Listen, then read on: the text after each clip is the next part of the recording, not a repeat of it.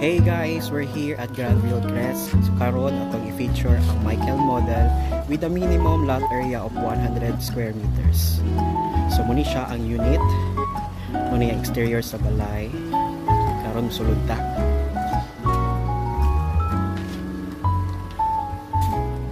Yan, muni ang interior naka-glass tie. Muni ang living area, muni ang dining, ang kitchen, ang common toilet and bath. Diba? So, ini siya ang bedroom 1. Na siya yung built-in closet.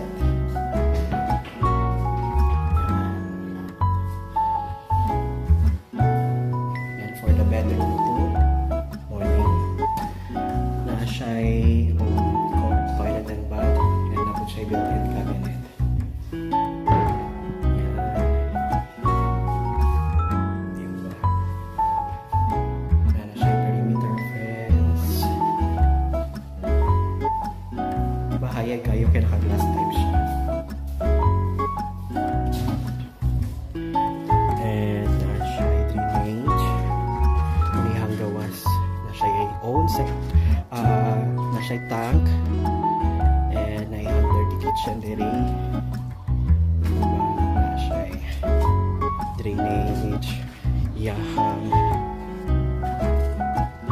parking space kanan, di ba daw kaya parking space so go yun yung buhang sa kinan yan, exterior yan, na po siya own gate, diba gamit na kulang. So we have limited units available here and muna ang neighborhood.